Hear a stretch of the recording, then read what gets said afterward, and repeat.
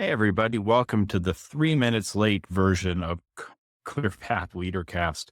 Every week, we talk about different leadership topics, different ways that you can become a better leader or help your organization have better leaders. And today, we're really focused on that latter piece. Today, what I want to talk about is the importance of building a culture of leadership development in your organization. Far too often, I see the companies don't really put much focus in on that, and we start to create problems. We have a group of leaders or managers in our organization. Sorry to have my phone in my hand, but I got my notes on there. Um, Far too often, I see that we have managers and leaders in the organization who don't know how to coach and mentor and develop employees and help them start to reach and fulfill their potential. And when we don't create that in our leaders and managers that exist today, we start to create generational crises of leadership in our organization. What do I mean by generational crises of leadership is now, if I haven't developed that next generation and if I promote them, I haven't shown them or modeled them how they can be coaches and mentors and leaders, or I'm going outside my organization to bring leaders in, which one is a disincentive to people in my own organization, which is really created by me because I didn't work to develop them. And I don't continue kind of the culture and the engagement because a new leader is going to bring in some of their cultural artifacts from wherever they were. So we really start creating these generational leadership problems where we just can't continue the culture we want in our organization, the leadership methods we want in our organization. So it's really a big problem if we don't find out ways to create a culture of leadership development in our organization. So what we're going to do today is we're going to talk about three things that you can do and implement in your organization to start. I'm not going to tell you I'm going to have this all solved for you in 15 minutes today. But what I am going to tell you is three steps that you can take now to start building a culture of leadership development in your organization. So you can start finding those leaders and finding those people with leadership potential so they can develop into the next generation of leaders for your business. And I do want to say from the outset that, this idea that people are born leaders, I do not agree with. I think everybody has the potential to be leaders. Whether they choose to pursue that is really something that they need to choose for themselves. We need to find and cultivate into those people who want it and to show that potential to people who don't see it in themselves, because that's how we build up the next generation of leaders in our organization. So let's talk about the three things that you can do. Is one, the very first thing I want to talk about today, it's about being intentional about building a leadership development culture.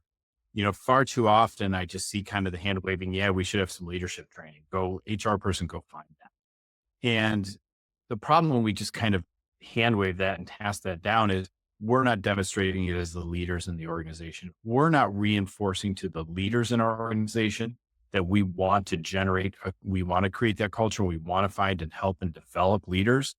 Then we're really not doing it very seriously. We have to be intentional. We need from the owner and the CEO on down to talk to the leaders in the business about the importance of cultivating leaders in our organization. And of course, that means some intentional training programs, but it also means within our culture, we have to be intentional about one, having our leaders keep an eye on the members of their team for the people who have that potential, and then working with them to start fulfilling that potential. And that could be coaching, that could be mentoring, tagging them to be in certain programs. That is such a crucial and important part, is getting our leaders to realize it is their job to develop leaders in the organization. It's not anybody else's. Other people will facilitate that, but it is their job to start developing those leaders. So we really need to start pushing that message down through the organization. And then two, we need to train our leaders, one, through people senior to them, showing them how to coach and mentor and develop people, and then provide them with the training of how to coach and develop and mentor the people that are on their teams into these potential leadership roles. And I can't say it enough that we really want to work towards helping people who don't see that leadership potential in themselves, find that within themselves, show them when you see it, show them how you can see it in there. It's such an important part. And it was something that I was most proud of in my last role is finding people and tapping them on the shoulder and say, I really think you should apply for this job. Let us help you get the skills that you need. So we have to be very intentional about it. It is not, I love the phrase that success is not a happy accident. It is not a happy accident that we generate as we create leaders. We have to figure out how to do it. We have to make that part of our vision for the organization and our strategies for developing our people. The next is to build that culture of mentorship and collaboration. We need to, but when we get people on teams, we're going to see those leaders evolve. When we work towards collaboration, we're going to see people who work well in that environment because we really are moving towards a more collaborative workplace over time. So who are the people who can take on those leadership roles, not by force of their personality, but actually bringing people on board and giving them that vision to move forward? That's the benefit of seeing that when we start building in collaborations and teams and giving people kind of, maybe I don't have a leadership title, but where can I give them a leadership role in a task force or something like that, that we give them an opportunity to kind of flex those leadership muscles. And then when we do that, mentoring them, showing them, being the person who can answer their questions before the meeting as they may have to deal with things, or after the meeting to help them break down what it is that they went through in the meeting.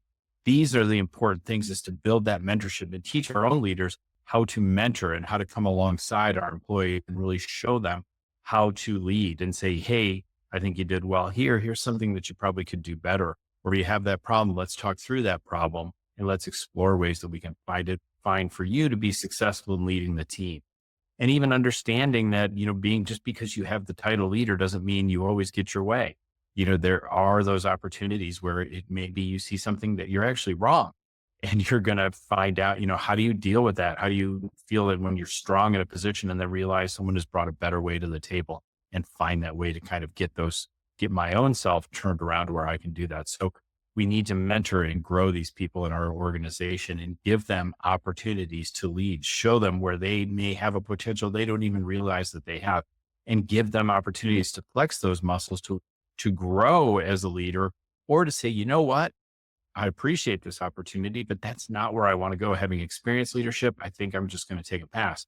And there's an importance to people who want to be the individual contributors in the organization and to have that self-awareness to say, geez, I don't want that promotion because that's not what I want to do. So let's really work towards building that collaboration and mentorship to identify and cultivate those leaders. The last piece is creating those opportunities for professional development. There is a role for professional development training.